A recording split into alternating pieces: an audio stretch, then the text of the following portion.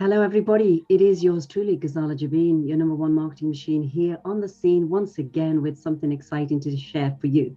People often read books and people often read about the review on books. I decided to create a talk show about why should you read this book. And I thought, who better than somebody who can move you from the deep of the inside, because they went through a deep of the inside. We often talk about a breakdown. We often talk about a breakthrough. I couldn't have a better author, a better speaker, a better real story, and a real and raw story to share with you. So we're going to be sharing with you within this next 10 minutes a little insight to this amazing man that I met through a friend of a friend. And they always say we're connected in some way, but the energies will bring us in together. And I'm so glad to have met this wonderful, amazing friend that when I was speaking to this man, I was moved by his story. I was moved by his own emotion. But you know, when people can share that vulnerability out in the space, that takes some real strength. But that strength also feeds them to be able to understand the weaknesses of others and bring their real story to really lift other people going through a phase in their life. So this episode is really all about why should you read this book. And this is my wonderful, amazing guest here today, Kevin Morris, who's written a book called Healers Aren't Holy, From Jack the Lad to the Spiritual Healer. Kevin, welcome. How are you? I'm okay, guys. Thank you very much for having me here today. I really, really appreciate it. Thank you. You're welcome. So, Kevin, you know, we talked about this journey of yours, and I want our audiences listening into this because it's taken some doing for you to write this, but I know that you're on a mission to serve now and help so many people. But can you tell a little bit about you know, your background of where you come from, kind of briefly what happened, because I don't want to take it away from the book, right? But just give us a brief to your background as well, first of all. Hi, guys. Yeah. Well, basically, I was just a normal lad growing up in Liverpool. I had a lovely, lovely family. And obviously, you know, we were a very close-knit family. We all lived in the same road. My father left when I was very, very young, like a baby. So it was my mum, me and my brothers, and then obviously my grandparents and my aunts and uncle all living in the same road. And we were very, very close knit. Went to school together as cousins and brothers, and we lived in a rough and tumble area. But we were a really nice family. You know, my nan and grandfather always worked hard. My mum did; she had businesses, and because I was the oldest, I always was quite protective over my family. Obviously, you know, outside influences, but that was just something that was innate in me. And then obviously, I went out on a night out when I was 18. I was working with my eldest cousin, Graham. And at the end of the evening, I decided to jump in the first taxi. And then when we got back to the house where we were all meeting, there was a phone call, and tragically, Graham had been killed. And as you can imagine, that really shocked us as a family. He wasn't even a fighter. He was actually protecting someone to say, please don't hit my friend. And a guy in his mid-20s hit Graham. He was only 16. Punched him in the road, and a car ran over him and killed him. So as you can imagine, that really, really shocked us to the core. And I actually worked with Graham as well, going right through school. He was like my brother. And I had to go in. I had to go into work. And 2 weeks later, I carried him at the funeral as well at age 18. And basically, as you can imagine, there was a lot of anxieties. You know, that the first real grief had come over me in them moments, and it hit a lot of us. You know, a young death like that in the family, it really, really shocked us to the core. And then obviously, you know, we were trying our best to get over it. And that same year, I met the first love of my life, and you know, my soulmate.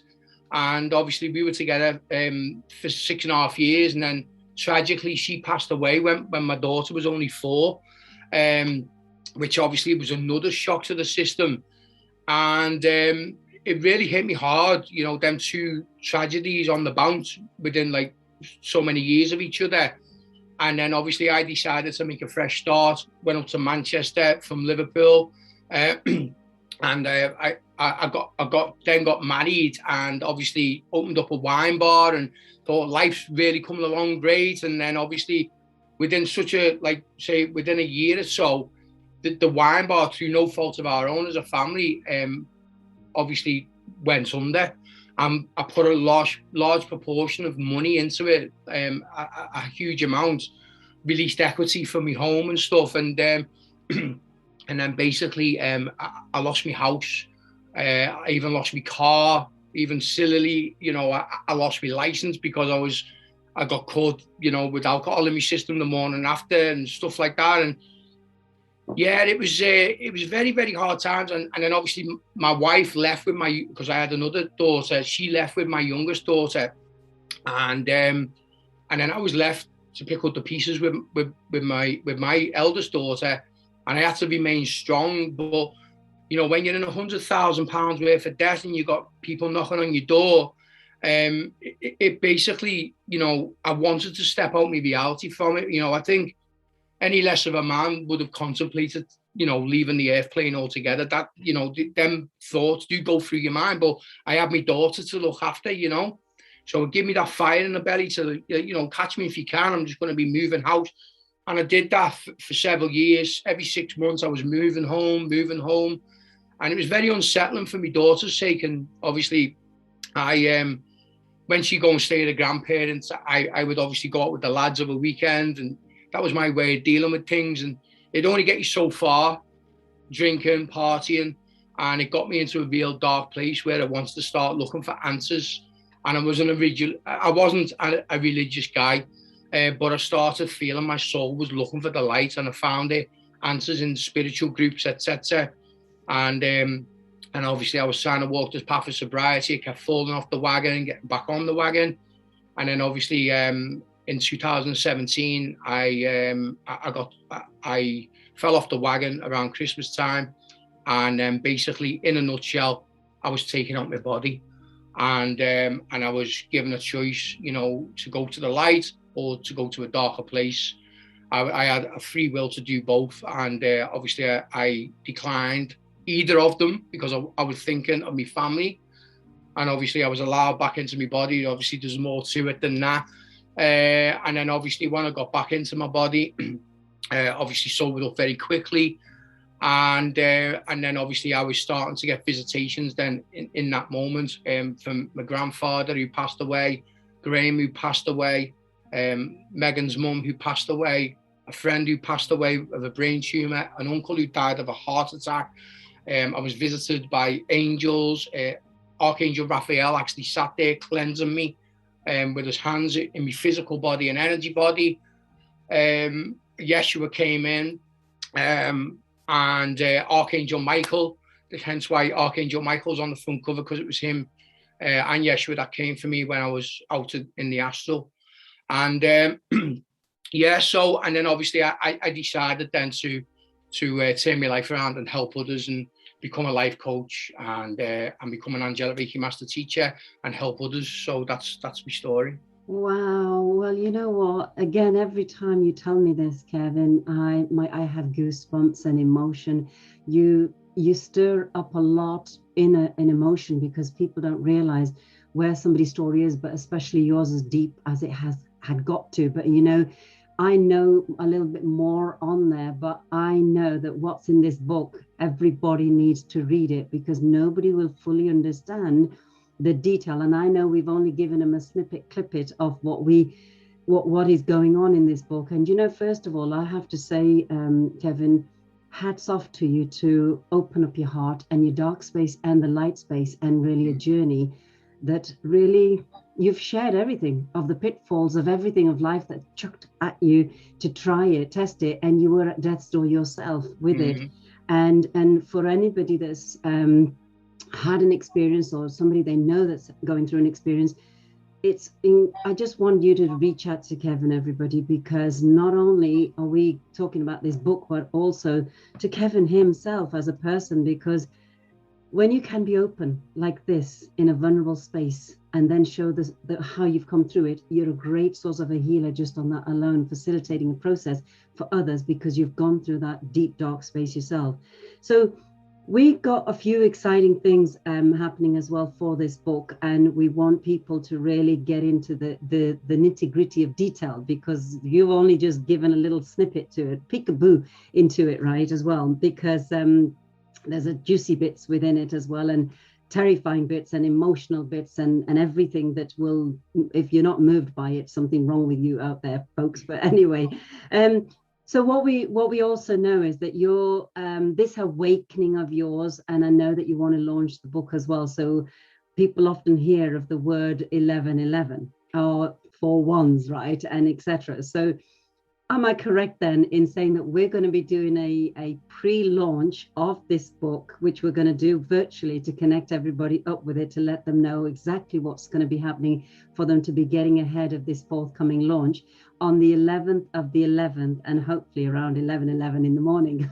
Is that right? Yeah, that's correct. Yeah. Okay. Using that energy. Yeah. Thank you. So again, if people are relating to any of this and they're in that space, or just want to be intrigued with it, or there's a shift happening, because there is a shift happening with so many people right now. So we're going to give you more details, everybody, on the links for the online pre-launch on the 11th of the 11th. Just think about that as the number you can't forget. Next time you see the 11:11 on your clock, it will be a reminder there's a pre-launch of the Healers Aren't Holy book going to be launched by Kevin Morris, okay? And then we're going to be doing an official launch, because you're going to want to be able to sign the actual copies of the book for people directly from yourself. And we've got a venue and a place set up.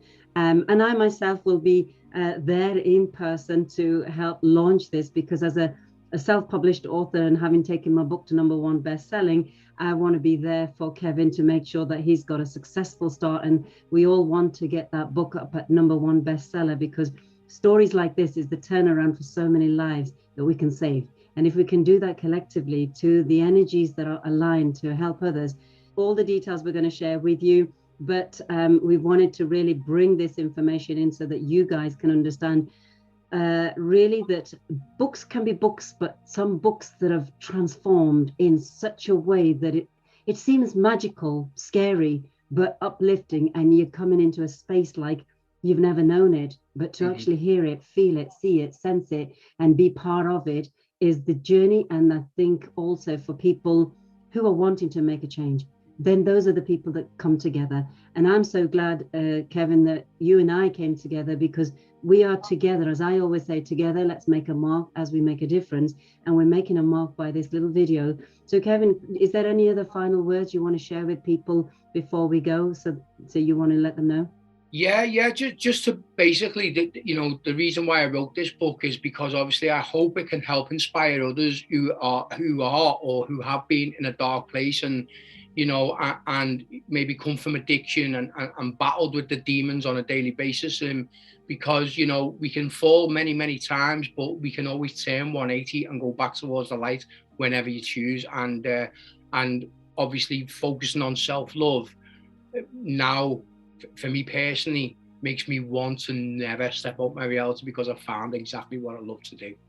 That is beautiful. That is beautiful. And Kevin, we're so excited to be with you on the journey, and we're going to see great many people along your journey that's going to be transformed, and you're going to facilitate their healing processes and support for them. So I want to thank you for being here as my first guest on why you should read this book. So folks, the name of the book is Healers Aren't Holy. It is from Jack the Lad to the to the spiritual healer, Kevin Morris. Thank you so much. And we look forward to keeping everybody updated on the pre-launch and the main launch coming your way very soon. This is Ghazala Jabeen, your #1 marketing machine, here on the scene to bring you that wonderful feeling of change. Take care, folks. See you soon. Thank you, Kevin. Thank you. Thank you very much.